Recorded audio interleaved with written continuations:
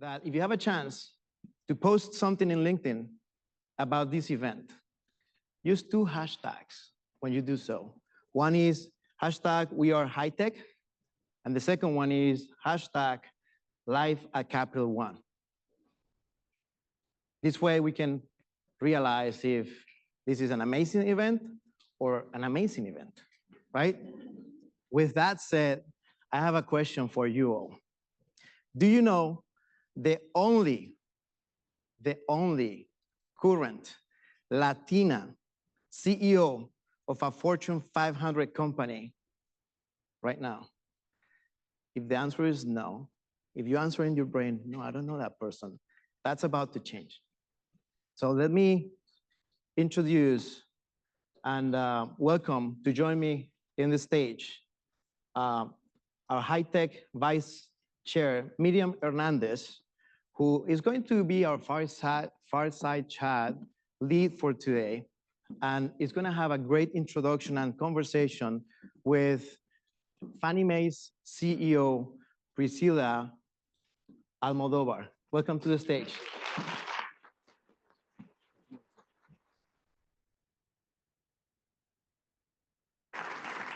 Thank you, Carlos. Appreciate you. So how's everyone doing this morning? All right. All right.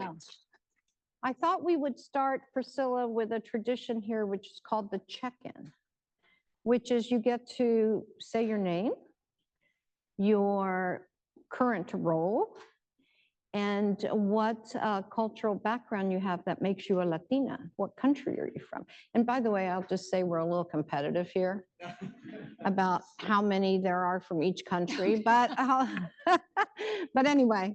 Great, well, great to be here. So my name is Priscilla Almodovar. I'm the President and Chief Executive Officer of Fannie Mae, and I am a first-generation Boricua from New York.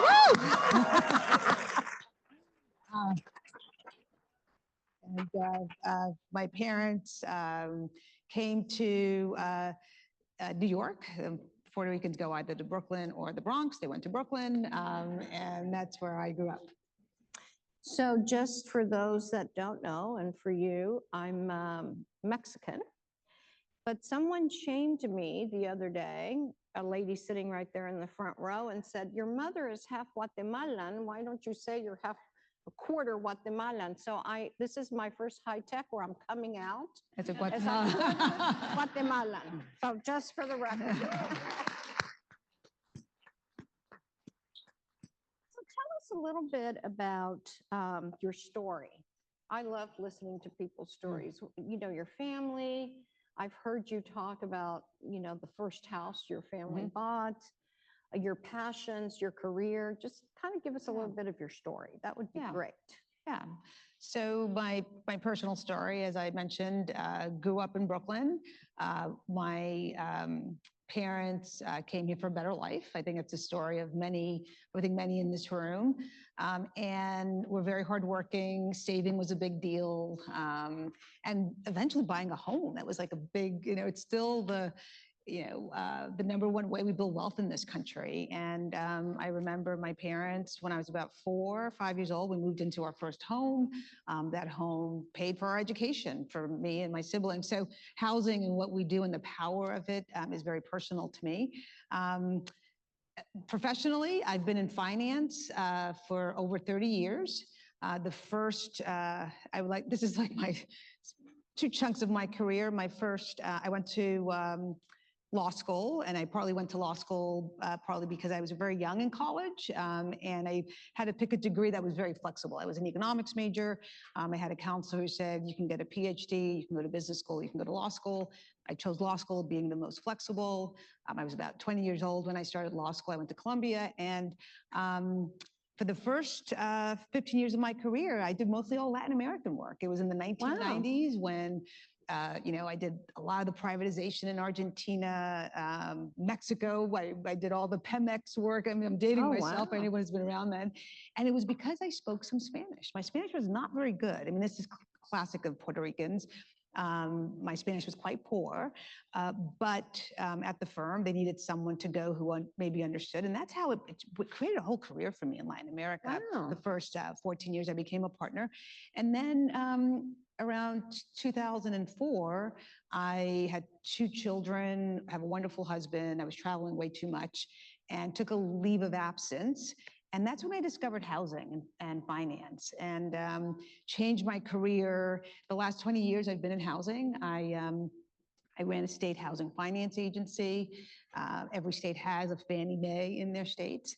Then I went to JP Morgan. I was there for over 10 years, ran 2 real estate businesses there. I then went to a social enterprise, ran affordable housing, and then Fannie Mae.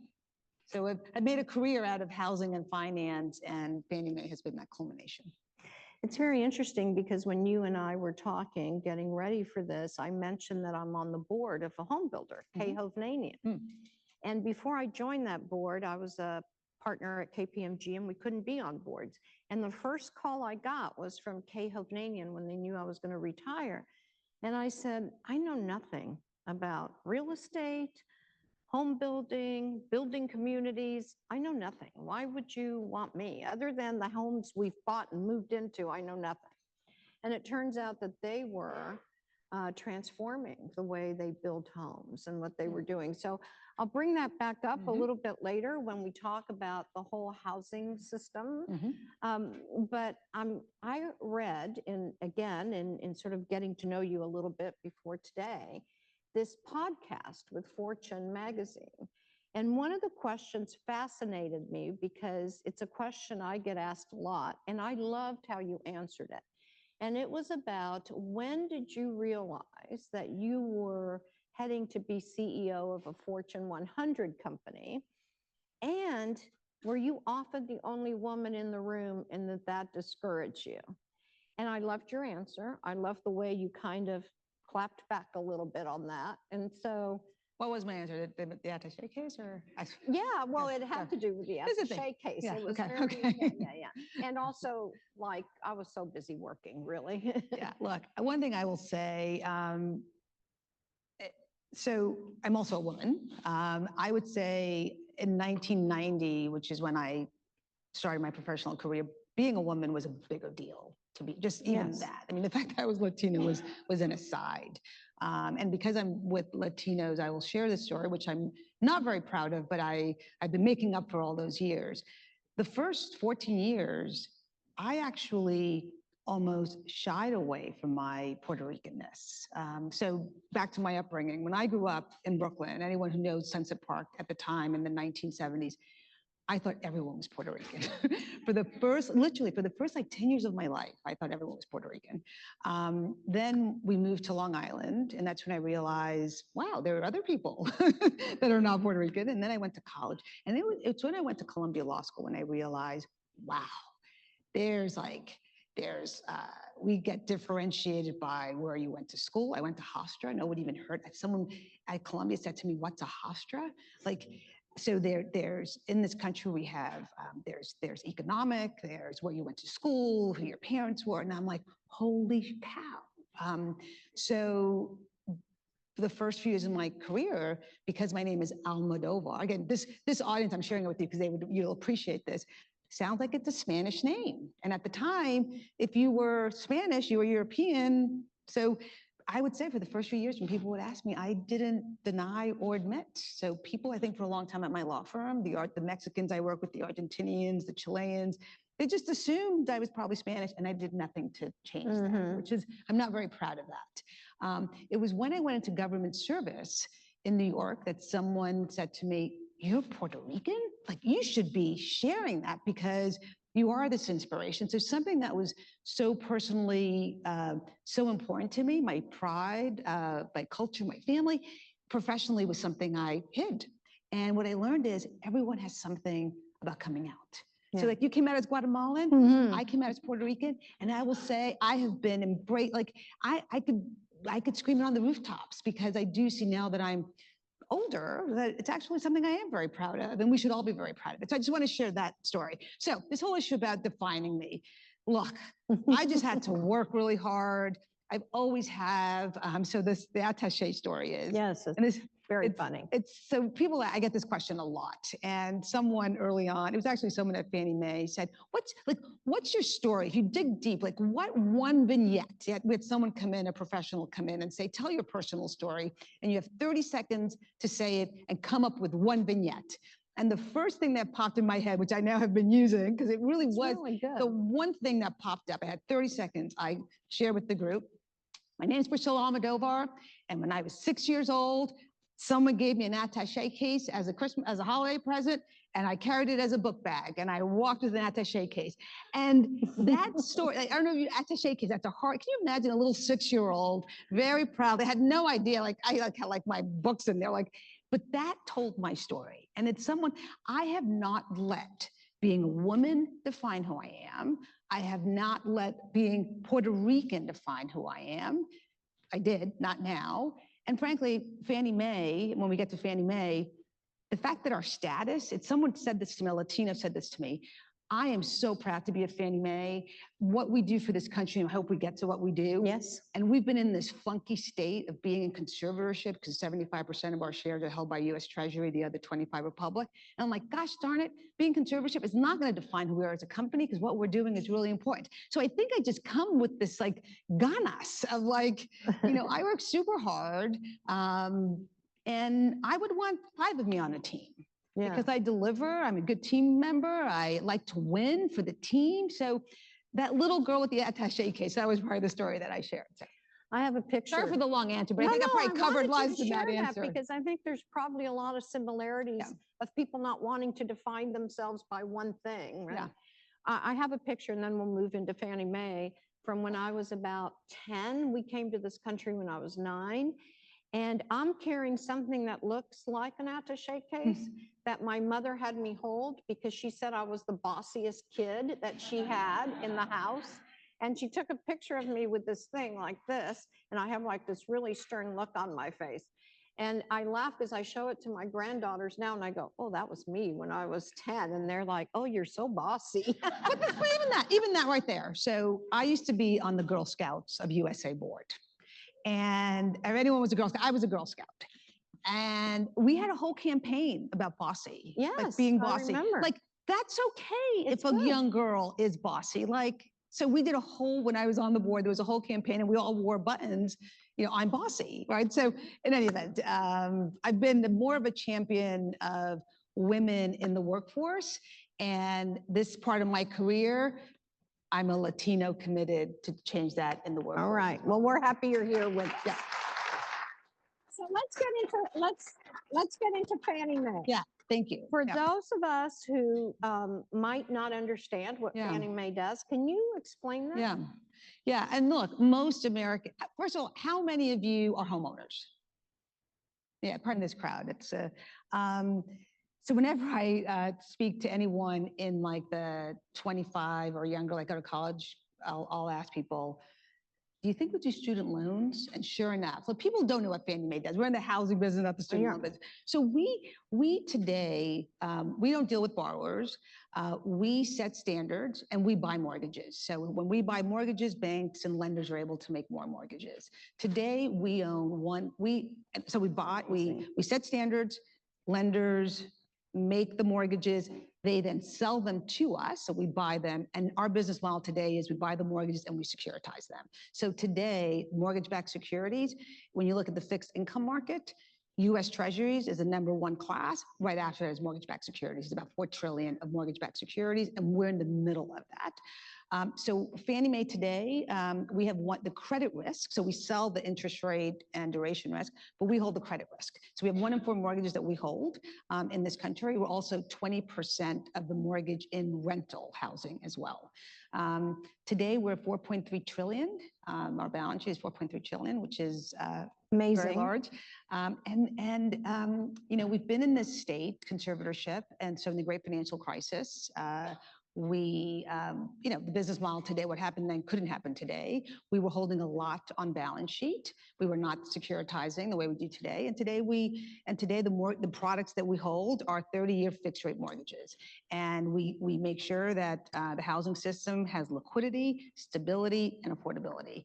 A great example of how important we are in this country, when COVID happened, the story has not been told, but the reason why 1.5 million households kept their homes is because Fannie Mae, and we had the credit risk, we said everyone time out, like no foreclosures, let this work out. And that's an example of how we added stability into the housing system.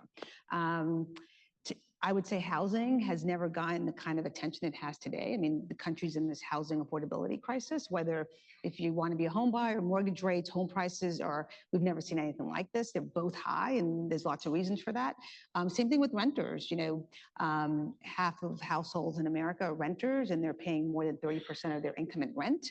So they're having affordability issues. Rents and home prices are going up higher than income. So it's a big issue. And housing, I think you might know, it's almost 20% of GDP. So it's a really important issue. And Fannie Mae is at the center of making sure that housing system works by providing liquidity, stability, and something we are very proud of, also leaning into affordability and a more fair system for everyone. So let's dig into that a little bit. I've heard you say that the housing system, that you want to make sure that Fannie Mae is contributing it to being more equitable and more sustainable. What do you exactly mean by that? Yeah. So our strategic pillars, we have two. How do we make, since we're in the center of it, how do we make the housing system more equitable and sustainable? But how do we also do that in a safe and sound way? So we don't forget what happened at the Great Financial Crisis. So safety and soundness is at the core of what we do. That said, and this is where technology is enabling us to do that, is how could we look at consumers? So again, we set the standards for mortgage credit in this country. How could we look at consumers differently and not rely on just traditional things like FICO scores, which if you think about it, that's how credit has been made available in this country. It's with FICO scores. So you need a credit card, auto loan before you can even enter the mortgage system. So a lot of our work in seeing and serving more consumers has been technology. So I'll just give you one example. We started looking at, what is the consumer housing journey? By the way, in the future, when we look at households, it's Latinos driving the housing demand. I think you might have the stat about the 70% households are going to be minority, 30% Latino. Latinos and Latinos are driving home ownership in this country. And by the way, they're younger. So when you look at the Gen Zs and the millennials, it's Latinos driving the housing demand. So we said, what's getting in the way of them buying a home? Because consumers, even though it's hard, 80% of consumers still want to own a home. And what we looked at, one of the obstacles, and this is so true of Latinos, was credit invisibility. They were just not in the credit system. And I think there are many Latinos culturally, I even know my parents were like this, didn't trust credit. Like my dad did. I remember when he got his first credit card, I think I was like 40 years old because he eventually had to get a credit card. So there's like this distrust. So it was, but yet today, like when I get so much inspiration from my parents and my family. My dad, my parents, if I were a lender, I would lend to them all day long because they were savers, they paid their bills on time. But 40 years ago, you couldn't see that consumer. Today with technology, we've learned that if you're paying your rental payment every month, today, but now it's 3 years ago, this was the case, not the case today, that rental payment was not being counted, right? So lenders could not see that activity. Today, because of the work Fannie Mae has done, we worked with our landlords, and if you, the consumer, give us your bank statement, we could teach models and we could see that's probably a rental payment. Miriam's making that same payment every month. She lives in this census tract. A one bedroom probably costs about $1,500, and that we took the risk that Miriam, while she doesn't have a FICO score, she's credit invisible, we could probably lend to you on that basis, right? So when we look at debt to income ratio, that's one of the big metrics that lenders look at. Latinos, they're being left out because that debt to income ratio. And what that tells me is many Latinos are in the gig economy as well, right? So the next step that we're hoping technology helps us with is, which we're looking at now, is once we have that bank information, we're seeing inflows that are coming. So again, as a lender, I have the credit risk. I need the confidence that you're going to pay me back because we want to get paid back. So we can now see certain inflows that come in. That tells me you probably have some kind of a side hustle or whatever, and it's coming in.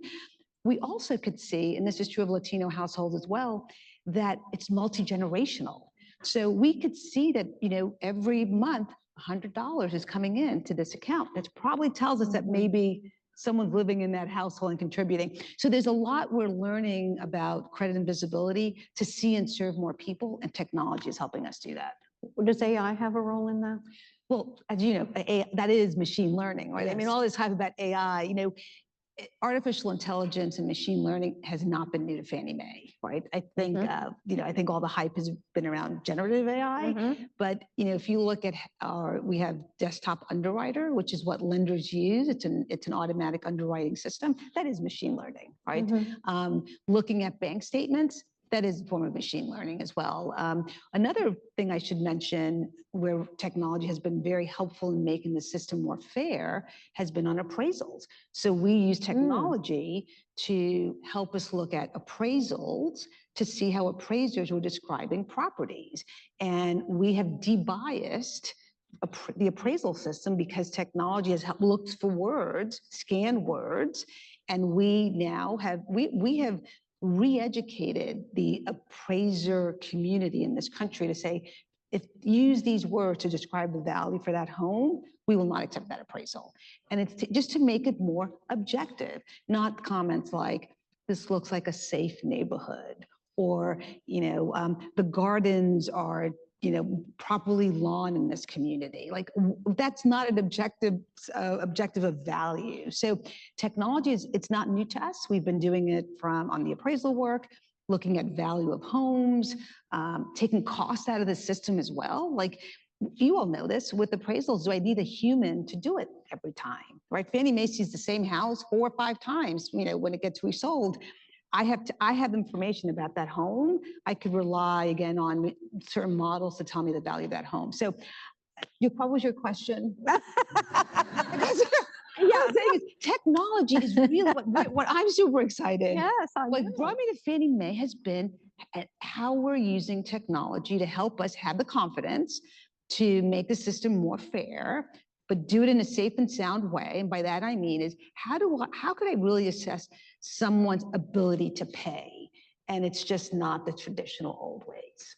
It's interesting because on the board that I sit, the Hovnanian board, we talk a lot about how to grow, obviously, and talk a lot about what is keeping different demographics from buying more. It's clearly Latinos are like driving a lot of growth, particularly in certain states. This whole idea of multi-family homes and cultural norms that exist, not only in the Latino community, in the Indian community and others. There is a lot of thinking now going on with home builders about how to build communities that allow for that, certain religious, practices inside the home. That's fascinating. Are you seeing that as well? Yeah, no, I think it's just, the reason why, I think it's just getting started. I think more and more, and this is true of any industry. So whatever industry your companies are with, you can't ignore the Latino cohort. Yes, And you really can't, because it is going to drive the economy in a very different way. And we make choices a very different way. So as a builder, yes, they should be, look at it, 70% of new households will be people of color, 30% of are Latinos. Whether it's renter or homeownership, they can't ignore the Latino household looks different than, or people, like you said, people of color. That includes every non-white cohort. So builders have to be thinking about that, but it's slow, right? And that's where our economic power really makes a difference. Some of you are familiar with Latitude, and I really have been, I love the information because it tells, I think, my effectiveness as a woman, but now as a Latina, we should just use data. Yeah. Because the data's great. numbers speak for themselves. And Latitude has really been really helpful to me as I'm out there in my stages to talk about the economic power that the Latino community has. And what's the stat they give? 3.7 trillion. It's like we would be our own, if we were a Number country as a 5. cohort, we would be the 5th largest GDP. I mean, those are powerful numbers. Powerful So words. builders should be looking at that. Well, you know, it's interesting, and I love my Hovnanian board, and the CEO is very progressive. But when I first joined it, I said, what percentage of our home buyers are Latino? And I had been to Latitude. I've heard Gary Acosta's, you know, stats and so forth. And they said, well, okay, well, let us go look. So now, 2 years later that I've been on that board, they regularly talk to Gary's organization, not to Gary himself, although the CEO did. Look at the stats, have now done something with his association of Latino realtors. And it's shaping, they do the same thing with APIN and some information on Indian homebuyers, but it is shaping the way that they're thinking about, because, you know, these master builders are building planned communities. They're not just building homes, they're building whole planned communities. So I see it, but it is like, slow, but it'll happen. So what has surprised you the most since coming to Fannie Mae? You've been there about 2 years now? It'll be 2 years in December. Yeah. What has surprised me is what I alluded to is how many people do not know what Fannie Mae is, that we're in the center of housing, that we are a transformed company. And people just don't understand that business model. Even people in the housing industry, how if I have one job while I'm at Fannie Mae is to make sure that the United States knows how important Fannie Mae is to our economy, how we're changed, how we're a source of stability. When Silicon Valley Bank happened last year, what was the one thing you didn't hear about the financial, just what was going on? You didn't hear about Fannie Mae, you didn't hear about Freddie Mac. This is true of both of us. The system, the housing system that we have in the United States does not exist anywhere else in the country. And to make sure that people understand that we run our business in a safe way, that we're there to be a stable source for the economy, but also for consumers. And again, we're not, one thing which is very different from pre-GFC is, I think at the time I heard that Fannie Mae was like, everyone has to be a homeowner at all costs. What we have learned as a company, and I say this with great humility, home ownership is not for everyone. When you own a home, it comes with costs. It's not just your mortgage payment. So I think we've learned that, you know, sustainable, it's really about long-term successful home ownership. You know, think about if you own a home, many of you raised your hand, insurance cost goes up, taxes go up, your roof leaks. So we as a company have embraced this idea that it's part of the consumer journey is let's make sure you're not credit invisible. Let's make sure we tackle closing costs, because that's another big obstacle. Down payment is a big obstacle. But once you're in a home, let's make sure that it's stable, that if you lose your job, if you get sick, that you have the resources to get through to the next few months. So it's about long-term home ownership, because it's a responsibility to be a homeowner. So people to understand that it's not home ownership for home ownership's sake. Well, I love what you say, that it's part of generational wealth. Yes. That the path to generational wealth really starts with being a homeowner and having that equity. Yeah. I love that, because I think that's so true. If you think about Latinos in general, and you see the progression of Latinos in this country, which, by the way, we've been here since the 1600s, right? But in terms of the immigration of Latinos into the United States and coming for a better opportunity, same reason my mother brought my sister and I, right? Worked 3 jobs, cleaned hotel rooms, but it was because her daughters were going to be able to do better. And so I think that if you look at home ownership, business ownership, it creates a whole network in the family of opportunity to continue to grow family wealth and generational wealth. Yeah. Look, and there's still a gap. We have a long way to go. There's still a gap. There's Latinos they are closing the gap. It's still a gap. I think the numbers are, there's a 30% gap between Black households and white households on home ownership. Latinos, it was 25, it's like 20% now. So Latinos, as I said, even despite high home prices and high mortgage rates, Latinos are coming together. Very often there's two people on a mortgage. They're still buying homes. But again, this is not about home ownership. What I also feel Latinos, and this is Priscilla speaking now, there's other ways to build wealth too.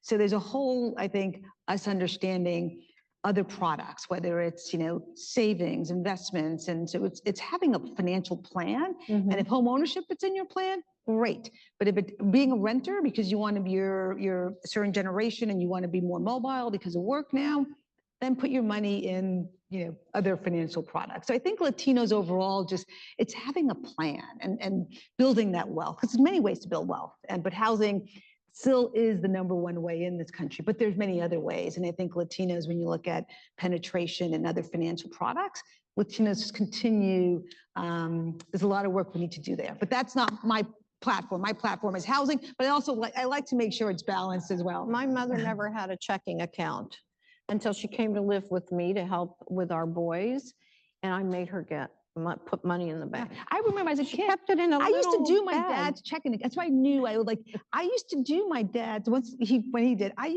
remember sitting at the table. I used to love doing this with my father. I was the one doing his little checking account, make sure that I lived to the day I found an error, and I used to find errors. And it was like, it made my day when I did that. But it's that literacy really starts early. So I don't know where it came from, but, and it's not just about money either, but it's having a plan and just sticking to it. No. So back to the cost of housing. Yeah. There's a lot in the news about these weather events, these really serious weather events, whether it's hurricanes, tornadoes, fires. That is an important part of what we're living through today. You mentioned home insurance, people in Florida who can't afford home insurance anymore because of the cost of the hurricanes. What are your thoughts on that? What does the future hold for the housing market, and what's going to happen? I think a friend of mine told me that her insurance on her home in Florida just went up like 37%. Wow. Yeah. Climate is, when people ask me what is something that worries you, it's climate risk. And it's for many reasons. It's most consumers do not understand the risk of climate in their home.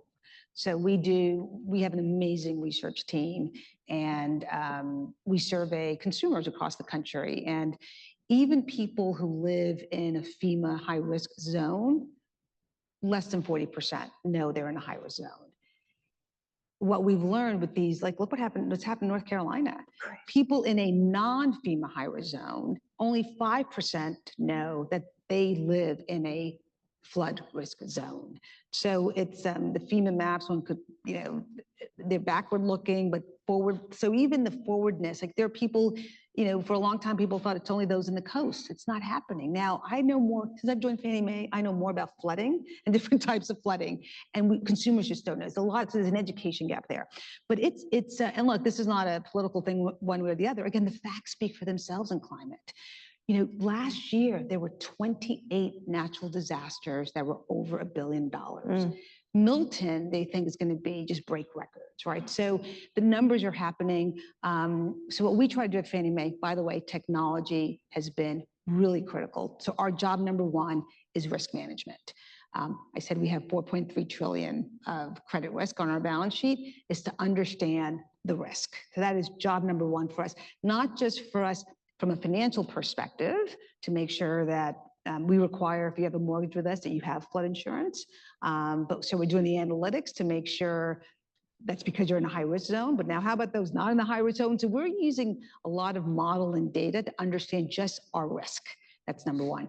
But we're also thinking about, we run scenarios of, and this is why we have to be very careful not to have downstream impacts. Even if we see through data that area is at risk, can you imagine if Fannie Mae started charging more for that? If a risk-based price, the prices in those communities would go way down. So we come to this work with great humility. Given our size, there's a lot of downstream impacts, right? So risk management, understanding it from one, us financially, but number two, the impact the unintended consequences we could have if we took certain actions once we understand the risk to consumers directly. But then it's also mitigating the risk. So, You're right. you know, if you're a homeowner, understanding what you can do to make your home more resilient. And I think more and more, I think it's when we survey consumers, first of all, they want to know if they're in a flood risk area. That's number one. Number two, they're willing to buy additional insurance, but now we have to create those products. Like someone, the insurance industry has to respond, but also they want to know, how can I make my house more resilient? So I think that's mitigating the risk is a big one. And then, you know, nudging people, there are places probably that we shouldn't be rebuilding it. But one thing about housing, which is, so I mentioned I'm Puerto Rican. Hurricane Maria was really, so to me, this climate stuff is very real as well. I mean, so through my family, I remember when Hurricane Maria happened, I called, first of all, you couldn't get in touch with them, that's number one. And when you did get through, we begged them to come, you know, to leave Puerto Rico and come, because we have one particular aunt who's like in the west part of Puerto Rico, which Maria was just, it's constantly happening. And that's when for me, a light bulb, housing is very personal. This is people's homes. These are their communities. So to tell someone, sure, you're going through this crisis, this big storm, but to say, don't move back there, it's really hard. So I think climate is a very emotional issue too. But I think as a country, and it's not a one side, there's no one answer. It's to have honest conversations of where we build. By the way, you being on the builder board, the more we all understand this is how the places we probably shouldn't build. They're looking very seriously now at where they purchase land, which, you know, it's everything about having the land to build on, but also the materials, the construction. How you build them, the construction. It costs more, but it'll do more. That's better collateral over time. Yeah, it's an ongoing conversation. I don't know, it says we need to wrap up, but I say we have 6 minutes left. So I think. Oh, I have to leave by, I have to wrap up. I have to leave by 1, so. Yeah, it's 10 till 12, and I thought we were going to stop at 12. Oh, 12, sorry, I have to leave at 12 because I have. Yeah, we both have to leave at 12. Can we just ask a couple questions of the audience, please? And so let's see if there's any questions. We have a question right here. I'm gonna gently put myself in a quick way.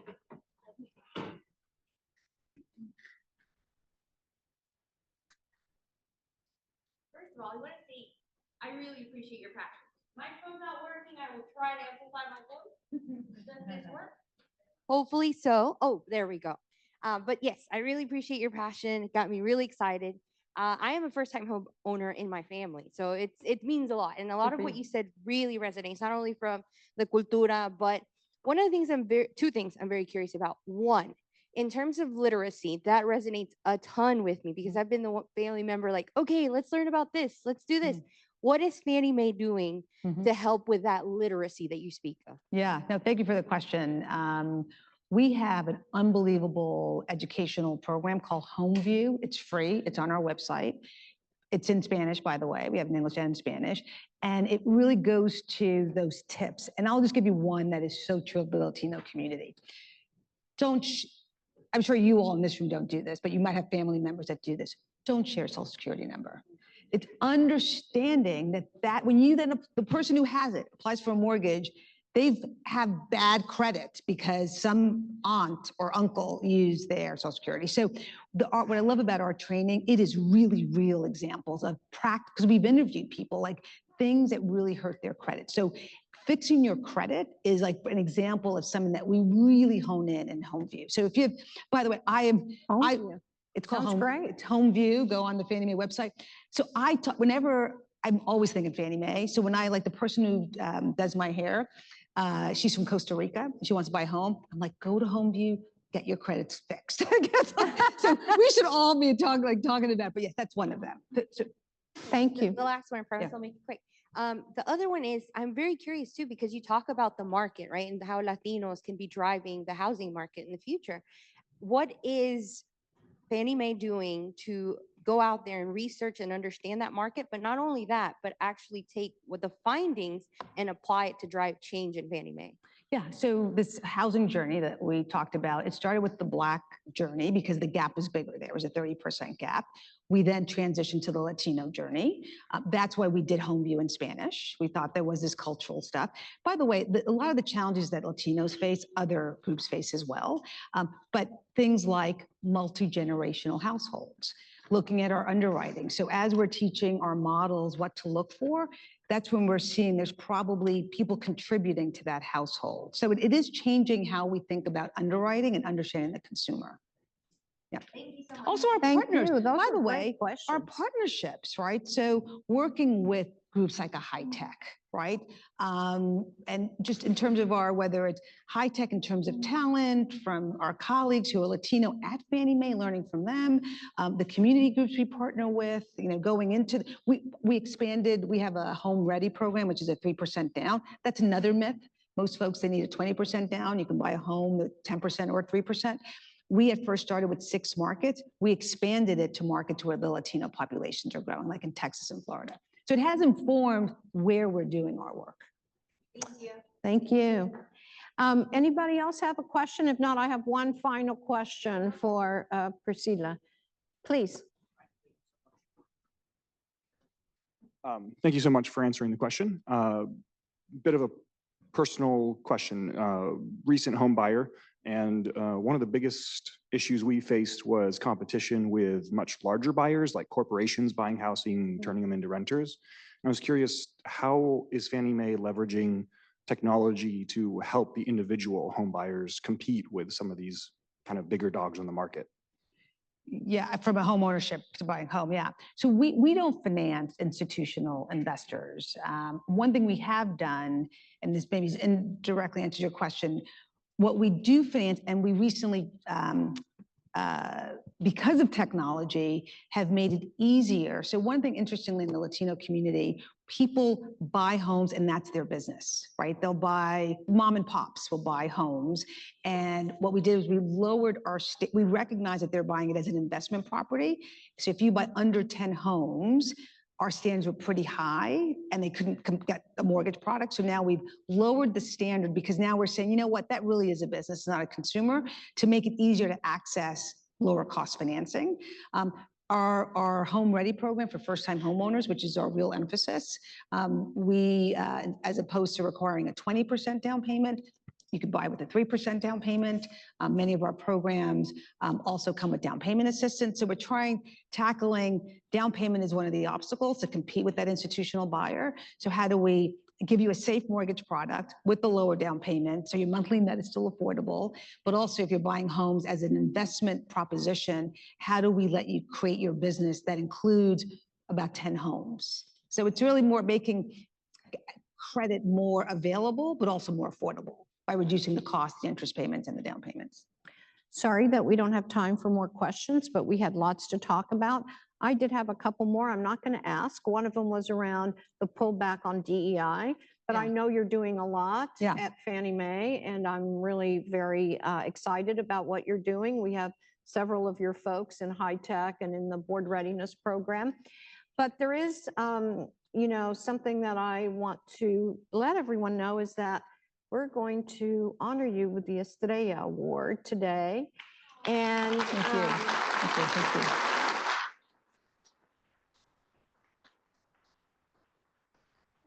I wish we would have had another 30 minutes. I know you and I both have to leave, but the Estrella Award is really our most prestigious award.